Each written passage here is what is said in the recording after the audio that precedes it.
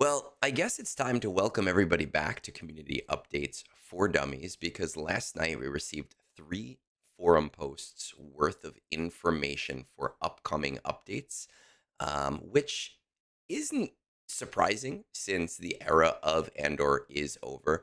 But what was interesting is that when we look at two out of the three of these forum posts, some of the things are already in game because of the back end update that we saw last week.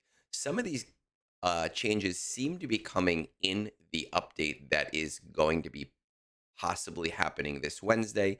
And it seems like some of these changes may be in a future update that will be happening in the very near future. And on top of that, we still have a few things that are kind of written off as look to these things in the future. So, my goal here is to parse all of this information for you into one post that I have written. And by written, I actually mean that I basically took what CG said and kind of just compiled it together, trying as hard as I could not to actually change any of the words. So let's get into it. Let's see what's happening to the game.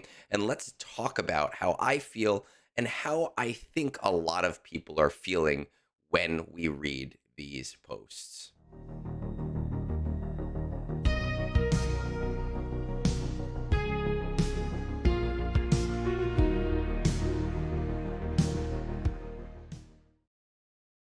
Now, before we get into it, I want to give everybody one last glance of the Cantina in its current form because this seems to be changing. We'll see some updates with the updates that are expected to be coming out this week, completely rearranging the Cantina as we know it.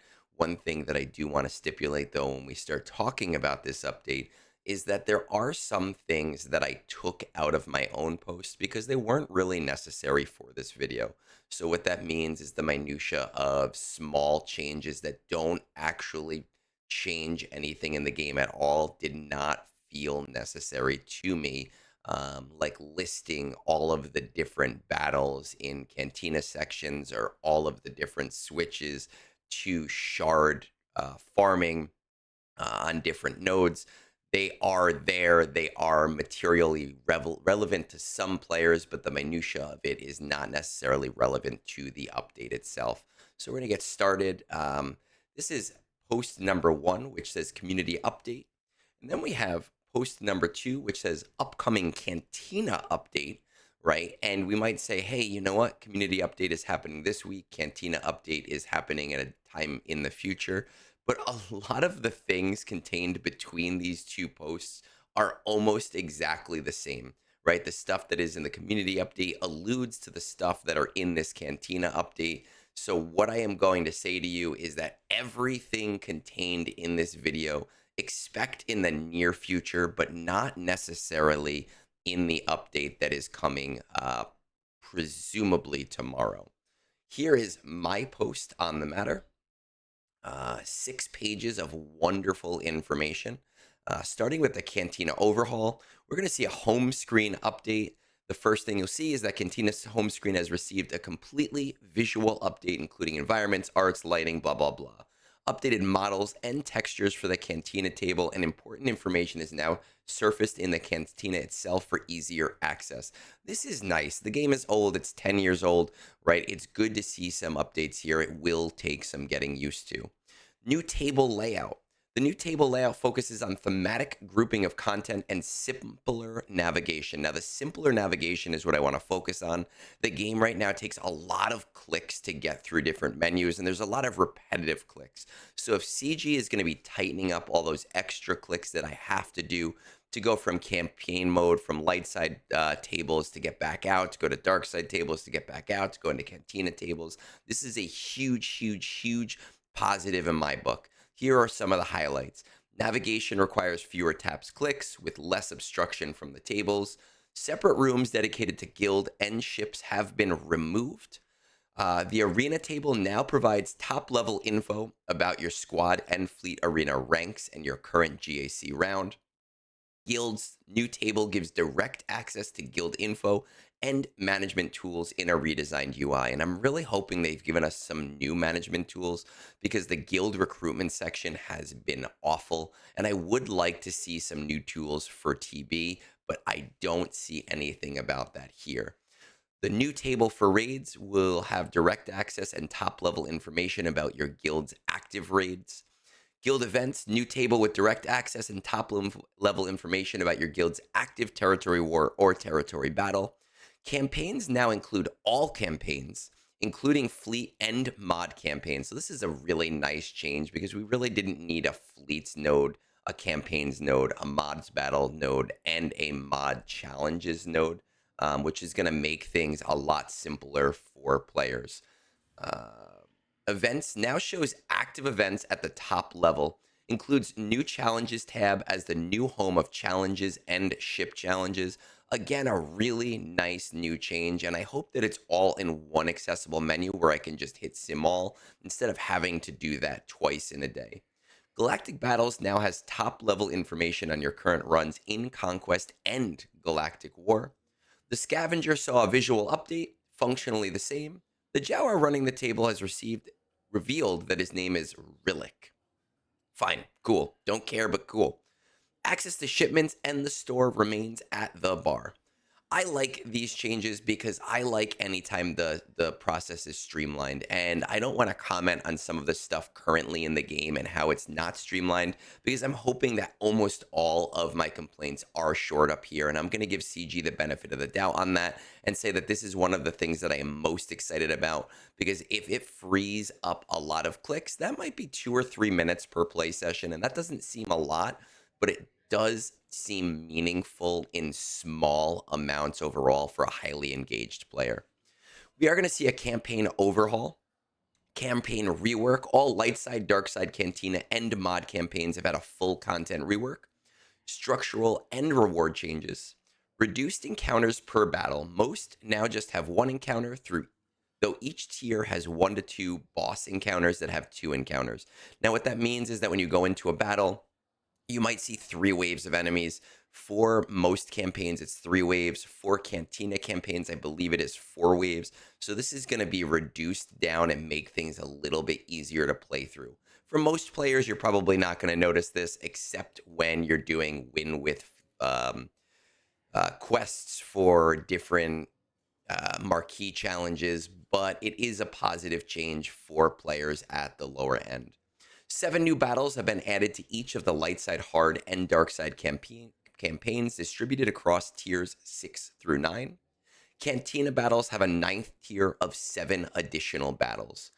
Each of these battles will have Zeta and Omicron materials as first-time rewards, and from the screenshot that they show in the actual update, I think it is in this one, we see really nice first-time rewards. 10 Zetas, 10 Omicrons. Yes, please. I like it. That's awesome.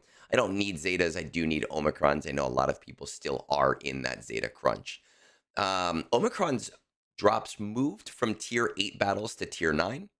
0.75% drop rate increased from 0.5 in tier 8. Now, what's notable here is that 0.5% drop rate is 1 in 200 battles, and that is something that myself and my community tracked down over the course of several years, so I do feel validated. Tier 9 battles cost 20 energy, up from 16, for a slight increase in drop rate per energy. Now, what is important to note here is that green and blue signal data are also available in those T9 battles. You can see 2 nodes with blue signal data, 1 node with green signal data. We don't know if those signal datas will still be offered at tier 8. I'm assuming so, otherwise they'd say they'd be removed. And we don't know if the drop rate is going to be increased on these battles in tier 9. That's another thing that I hope is true, but again, it's something that we don't have clear-cut direction on. Tier 8 nodes that previously dropped Omicron materials now drop Zeta materials. Awesome 1% drop rate, 1 in 100 battles. That's actually pretty damn nice. It does have me a little bit worried because we have seen a huge increase in the amount of Zetas in the game, and I am expecting that we might see another ability level in the future, but that is pure speculation. Mod battles cut down from 9 tiers to 2 tiers. Tier 1 consists of the same rewards as Tier 3 of the mod challenges. Now, mod challenges at Tier 3 were the ones that all players were using to get their mods in the past. Um, Tier 2 is identical to the previous Tier 9 of the mod battles, not of the mod challenges. So rewarding mod slicing materials, but now unlocks earlier for players at level 60, which is nice. One notable thing that I forgot to mention here is that these tier 1 battles for new mods are 10 energy per battle, down from 16 energy per battle, which means that players will be able to farm their mods a little bit easier for free. It looks like some of these things are going to be going live on Wednesday or whenever this next update is, but it also looks like some of these things might be going live in a future update past that, because mod challenges right here say mod challenges will continue to be available in the challenge tab of the events table until the campaign changes go live, at which point mod challenges will be permanently removed from the game, with quests requiring completion of these challenges updated or removed. So this is what I'm talking about with information split between two posts. Some things say that these campaign updates are happening in the next update, but this implies that some of it might not be until a future update. Each light side, dark side campaign, Cantina battle, mod battle tier will be thematic to specific Star Wars content, spanning TV, movies, video games, and books and comics. So we can see in this upcoming thing, all of that is right here. Tier 1 of the light side, dark side is the Phantom Menace. Tier 1 of the hard mode of light side, dark side is the Clone Wars. Tier 1 of Cantina battles is Jedi Fallen Order. So you're going to see a lot of your own Star Wars content. I'm not sure if there's going to be cinematics of some sort. I don't know. It is obviously something that I'm probably not going to interact with a lot as a player at the top end, but it is going to be cool for players who are just starting the game out, and I'm not mad about it. Farming and economy changes. Farming node changes. It looks like some characters are being moved in order to add them to the same node as their ships. Now, that is a really nice change, because right now there are a few ships in games that are on the same node as their pilot, but it is not something that is inclusive of all characters. And it seems like this is helping to tighten that up. If you are farming a pilot, you will also be farming the ship. That is a nice thing. A lot of characters are going to be farmable for the first time. Rebel Officer Leia Organa, Imperial Probe Droid, Wampa, General Grievous, and Hermit Yoda are all being made available for farming. One notable exception here, and I know that those guys are all Hoth and event special characters, is that Watt and Cam are still missing. Now, those characters are characters you can use. I think it's MK3 on. I'm not entirely sure which one it is. But they are really, really expensive for how important those characters are and how easy it was to get Watt and Cam in the past. I'd really like to see those characters added to nodes in the future. Stop trying to sell us $50 Lightspeed bundles on them, or at least put those characters in territory battles where it might take a lot longer, but it is still viable for players to be able to do. New Darth Vader will be added to Dark Side Hard 9F, which is a new node. Omega battles have updated event art, and refresh costs remain the same, but they now grant higher rewards. So at tier 1, 20 purple ability material. At tier 2, 10 Omega material, up from 1 Omega material. And at tier 3, 3x Zeta ability material. So we are going to be seeing a huge increase in the Omega and Zeta ability inflow. Great for mid-game players. And honestly, it's even great for end-game players who are still struggling with the Zeta deficit. Some of these upcoming things are already in game from the update that we got last week on Friday. Credits and shipbuilding materials are no longer required to promote a unit star level. Now only the unit shards are required. Cantina currency shipments of MK1 and MK2 character ability have had the quantity of materials they provide increased from 1 to 50. The costs remain the same. The cap on microatonators has been increased from 300 to 1,000 because of Smuggler's Run 3 giving, I think, about 65% of that cap. That is a really nice change. Updates to drop rates that will go live with the campaign content update. So again, it's unclear if this is this week's update or the update that is coming afterwards. Training droids now have higher quality and quantity updates. Ship enhancement droids now have higher quality and quantity updates. MK1, MK2, and MK3 ability materials are now being dropped at higher drop rates as well. And some of the players in the end game might not see this as a big deal, but I'm going to tell you, as somebody that does work with a lot of earlier game whales and players who do spend money, these things can still be very limiting to those players. So it is a very positive change. We are seeing a journey guide adjustment. The journey guide gets some tier realignments for the first time as we make room for future units. Now, they do talk about the exacts of what they're doing in one of these posts. I believe it is this one right here. But really, it doesn't change anything at all. The tiers are being rearranged, but the events themselves are not being changed at all. Early game experience, more work has been done to streamline tutorial flow, minimize required taps and clicks. The era unit inventory no longer appears before player level 20 when Coliseum actually unlocks, and tutorial dialogues have new character art. This is something that is not going to affect most players, but it is very beneficial to players who are just starting the game. And if you happen to like Star Wars Galaxy of Heroes, you do want players to have a better experience in the beginning. So overall, still a very positive change. Some quality of life things that are happening. Mods can now be sold directly from a reward dialog. Tap or click a mod in the reward screen to bring up its details, which now includes an option to sell it.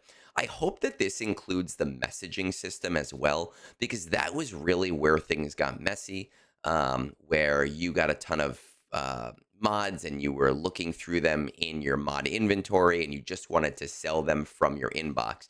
Maybe we won't need that because we can go after each battle and look at each mod separately. But I still hope that that is in the game. One problem with this is obviously that this doesn't allow you to really use your filters. So it is a little bit of a messier system, but it is something players have asked for. So I do appreciate that CG has done that. What I would really like them to do in a future update is allow us to set autofill filters. So filters that tell the game always delete this mod, right? And now when I do my mod filters in my game, I'm going to have them very strict. When I do mod filters for something like auto sell, I'm probably not going to be as strict with that. But I am going to say, hey, you know what? If I always get an offense arrow with accuracy on it, just delete it. Don't even bother showing it to me. That's for me personally. It's something I'd like to see in the future, but it is not in this current update. The buttons to collapse and expand status effects now display in combat by default, and the option to show the button has been removed from the settings menu. So it just seems like an easier menu inflow. Guild reward crates in raids now have more descriptive names. Fleet Battle 5E at normal difficulty has had its difficulty significantly reduced to match surrounding battles. I am a little disappointed with the quality of life in this update, if only because knowing what's coming later in these updates, I really was hoping for more things here, but I'm never going to say no to quality of life. I'm never going to say no to reducing my clicks. I just really hoped that there was a little bit more to say, hey, we're reducing your time. Hopefully, we'll see more of that in the near future. Moving on to eras. Now, the next era appears to be New Republic content, and we do have 4 out of the 7 characters announced. I believe the other 3 probably have to do with the movie, and so they have to remain secret from now. It's probably a Disney thing. Those characters will scroll on down here and see that we have Captain Carson Teva, who is that guy who sometimes shows up in the movies and shows for about 2 minutes as a plot device. He is kind of cool. Like I've always liked his characterization, but and maybe in the movie he has a bigger role, but he's always been a relatively minor overall character. I know some people are excited about him. Cool, awesome, great. I love that for you, honestly. R5D4, Snowtrooper Commander, and New Republic pilot Zeb. And I do love new Zeb from the shows, even though, again, he only shows up for like a minute. We may see more of him in the upcoming Mandalorian and Grogu movie. But going on to what's actually happening in eras, we are adding 40 freely accessible era levels for all players. Characters that reach the highest era level, which is now level 135, up from 90, will convert to Relic 8 at the end of the era. 4 additional Coliseum tiers will accompany these new era levels. All players will still be able to reach Gear 12 for free with mode engagement.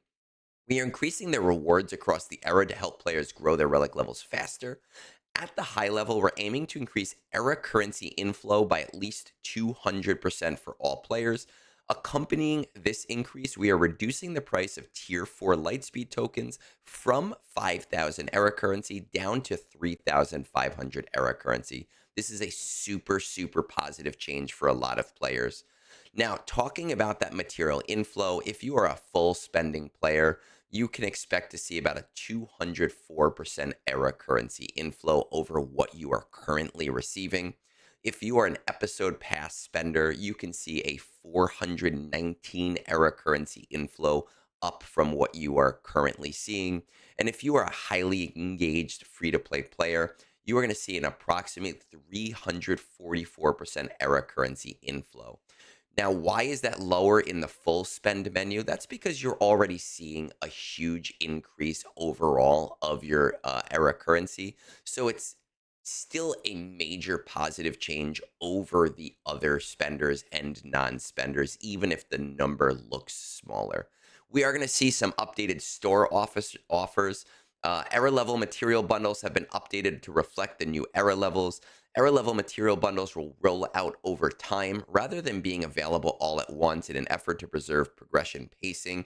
I actually don't like this. What this basically means is with the era of Andor, they hid tier 8 bundles until you actually needed them. So players could not go to level 80 automatically or they couldn't because they didn't have the Zarek abilities.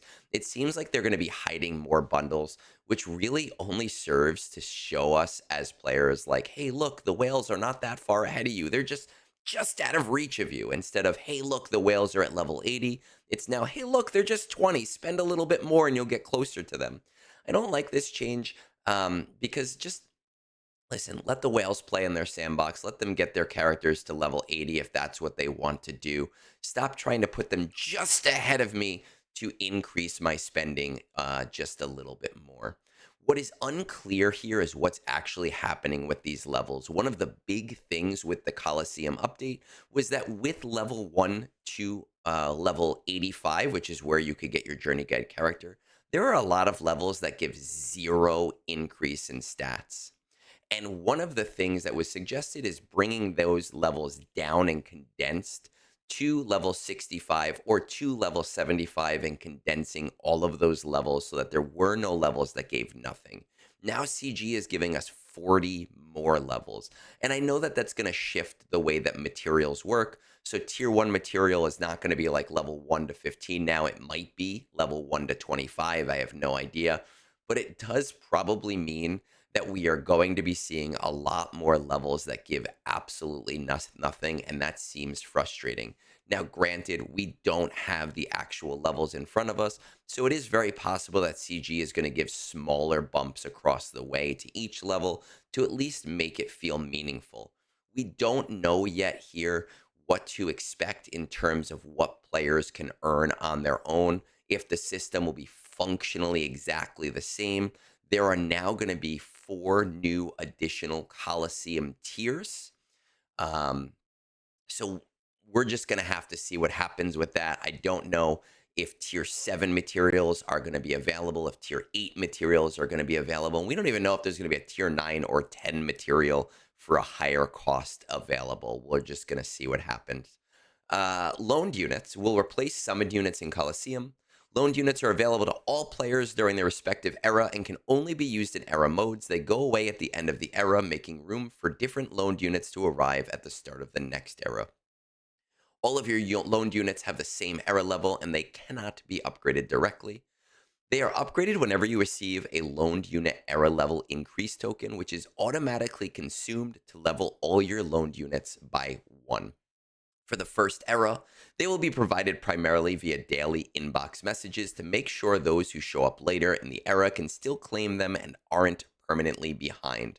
For future eras, we are looking into ways to improve clarity and the user flow for obtaining the unit era increase tokens. So this seems to be free to play friendly for now. We will see what happens. It does not appear like there will be offers for this, but that does remain to be seen.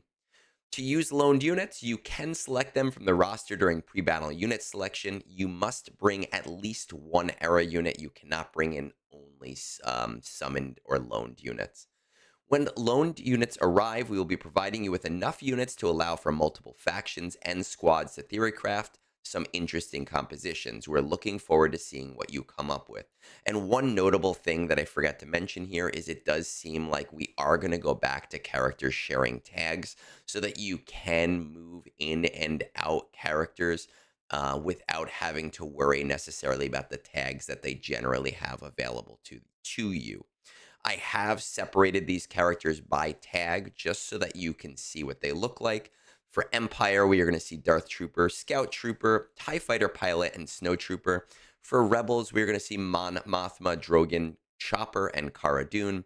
For Spectre, we're going to see General Syndulla, the Scoundrels, Beskar Mando, and Hut Cartel, Cad Bane, Gamguard, Greedo, and Mob Enforcer. Now, with the new not High Republic, New Republic units, Captain Carson Teva, R5D4, Snowtrooper Commander Zeb, and the 3 who are unreleased, there's probably going to be new tags like a New Republic tag, and I am assuming that some of these old characters in the loaned units will get some of those tags. General Syndulla will probably get a New Republic tag as an example. I just sectioned her out as Spectre for now because that is her most prominent tag that she currently has available to her. That seems to be it for the things that are coming in the more immediate future. But CG has also given us some guidance on what to expect in the future going forward. And I'm anticipating this being what comes out in the next era. Overcharge is an era system, a way to provide stat differential for era units instead of modding them. Again, this is not coming yet. You will be able to modify the stats of your era units and loaned units to some extent to help with theory crafting. Now, here's my note saying that at first CG says that this will be at no cost, and then they start talking about materials. So that's kind of interesting, and I've preserved these in their own words just so you can see what I'm saying. We wanted to make this as frictionless as possible, so you will also be able to shift your stat distribution around at will and no cost, so you can experiment and discover new strategies freely.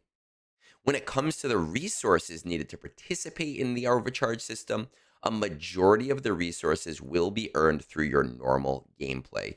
We want everyone to have ample opportunities to make their era units and loaned units distinctly yours. Now, overcharge in theory is a really great system because one of the big problems with the eras right now is that when characters hit certain speed thresholds, all of your strategy completely shifts. If your Clea is way too fast and is going like right before the boss, Undermine doesn't hit, which means you don't get to do tons of damage with all of your other characters and vice versa. So being able to kind of tweak these things around just a little bit is going to be helpful. I am going to be a little bit concerned about it to see if it is actually free to play friendly or if it's going to be primarily a pay to win system based on that second spot. I will remain cautiously optimistic for now. We are also going to see an era arena. We're excited to announce a new individual PvP mode for era units, Era Arena. This is a place to test and ideas and try fresh experimental setups. It all begins with faction tag sharing. Era units will share select faction tags with the other units you bring with them. Now, I want to clarify something from the eras that I said before. I am not 100% sure if that faction tag sharing is only for Era Arena or also for Coliseum. I do apologize about that. I forgot about this. The faction tag system thing does not say that in the Coliseum portion of the update. So I don't want anyone to be further confused. It does seem like it will be for Era Arena only. Era units will share select faction tags with other units you bring with them. There will not be a score cap, so push your squads as far as you can. Working together with loaned units and Overcharge, you have plenty of room to theory craft. Era Arena will also provide you with an opportunity to battle others in your Era Shard. You'll earn banners based on your best arena battle of the day, and those banners will determine your rankings on the leaderboard. To make sure things remain fresh, Era Shards will reset each era. Squad Arena will be retired. Now, here's one thing to know, or really two things. There's no mention of the Squad Arena store. There's also no mention of Prestige, and Prestige is one big thing that players do get from the Arena store when they are newer players and need to still worry about capital ships. Will that come from Era Arenas now? We have no idea, but it is a general concern of mine when it comes to players in the early game and in the mid game. It does seem like this system is going to be largely um, whale friendly and whale food. We'll see what happens to players who are not spending a ton, especially now with 135 levels. I just do not feel like this system is a great idea. CG alluded to this in an earlier update, just saying, hey, arena PvP is probably on the horizon. And I was really hoping it was a bad fever dream, because one big thing here is they are now giving me another chore to do in my day in a future update. Normally with Squad Arena, I'd go in, I'd hit the battle, I'd exit immediately because it was useless, and I'm glad that it is going to be gone. But now this is something that I do need to interact with if I want to play at a high level, and unfortunately CG has not tightened up time anywhere else. This might be just a 5-minute chore in my day. It might be a 10-minute chore in my day. It might be a 20-minute chore in my day. I don't know yet, but it is an additional chore in my day. And the quality of life that CG has given me so far with these updates amounts to 2 or maybe 3 minutes per day as a total. There are so many things that CG can do to tighten up my time, including raid simming with very specific conditions. We're not going to fully get into it right now, including simming things in TB for players who have already completely demonstrated that an entire phase is irrelevant to them and to their guilds, including giving us a slider bar, on upgrading characters so that we can do that quicker and in a more beneficial way. These are things that players need so that we are not spending so much time in the game. And with the era update that already happened, I saw about a 20% overturn or retention issue within my own guild. And something like arena PvP without other ways to reduce my time in game is going to probably see between 2 and 5 more of my players being giving up on the game. And I can only imagine that the high end of veteran guilds and players, that they are going to see similar retention issues, specifically based around this mode. And some of it will be the mode itself, and some of it will be just CG saying, hey, you need to spend more time in game than you were before. The final thing here is the training mode. We understand Squad Arena has long been a place for testing new characters and datacrons. In order to understand how things work, this new mode will be accessible in the squad management section of your inventory, allowing you to battle against any squad you can build from your own roster. Only characters you own can be used, only one galactic legend per side. You will be able to use the same characters on both offense and defense. The current state of the unit, their gear, relic, abilities, and mods, is used on both offense and defense. Omicrons will not be present, similar to current Squad Arena. Datacrons will be usable on offense, but not on defense at this time. Right now, I know some players are rejoicing with this training mode, but it kind of defeats the purpose, right? People want a training mode so that they can understand their squad dynamic versus other squad dynamics. And if there are no Omicrons here, then the testing is irrelevant for any of the game modes that actually matters. It should be something where players should be able to say set GAC Omicrons or set TW Omicrons, right? To give them that competitive edge to understanding how squads actually function. Datacrons also should be available on offense and on defense using only your own Datacrons.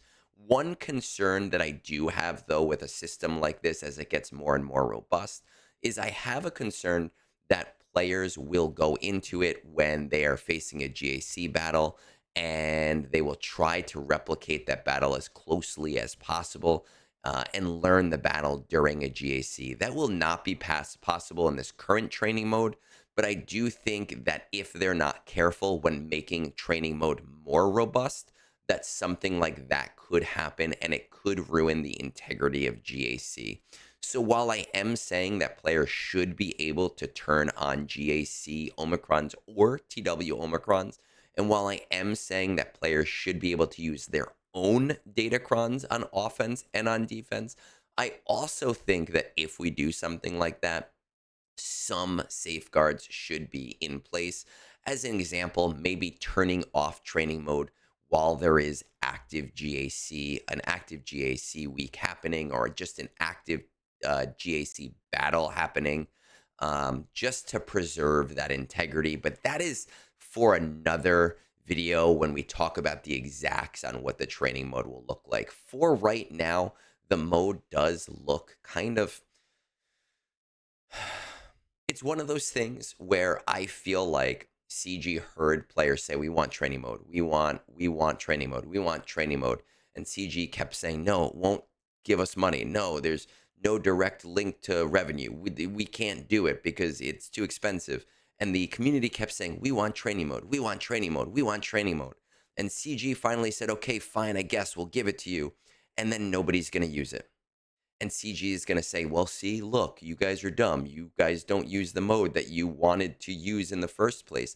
But the problem is, this is not the mode that players wanted so much as it's kind of a shell of the mode that players wanted. And without the ability to, at a bare minimum, tinker with the Omicrons, it doesn't have any real functional use to players. With all of that said, again, I want to remind you that it's kind of unclear how many updates are coming. See, Meathead talks about a community update, then talks about a Cantina update, then talks about the update that happened last Friday, but then also talks about an update in the future.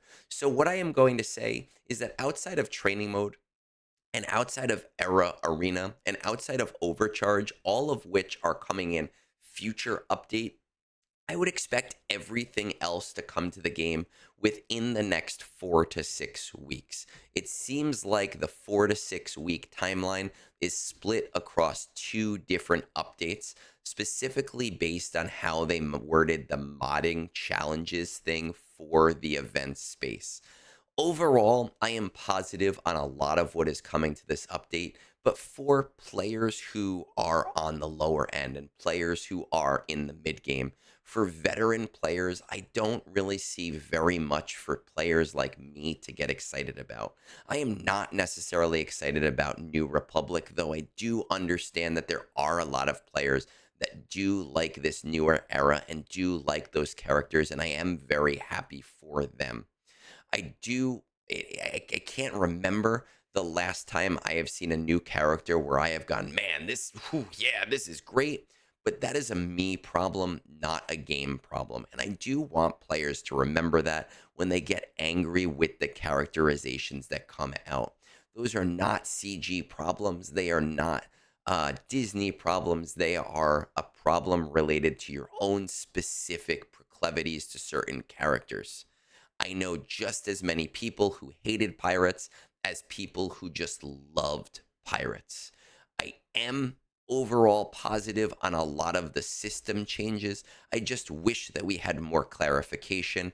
I do believe that Meathead is doing a question and answer session on the event server later today, and we might see answers to a lot of these questions.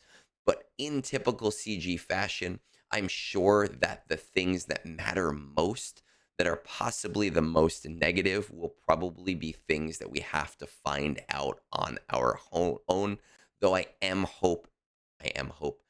do hope that I am wrong about that. I don't see this overall as the type of era changes that are going to make people mad, other than era PvP. But I feel like I could do an entire video just speaking on that. I do hope that as players, you have found this to be helpful in parsing the information from those update videos. I tried to be as concise as I possibly could and elected to not read the very minutia of little things. I hope that I explained this well. If you did find this helpful, hitting subscribe does help a lot, right? But with that said, peace out and have a great rest of your day.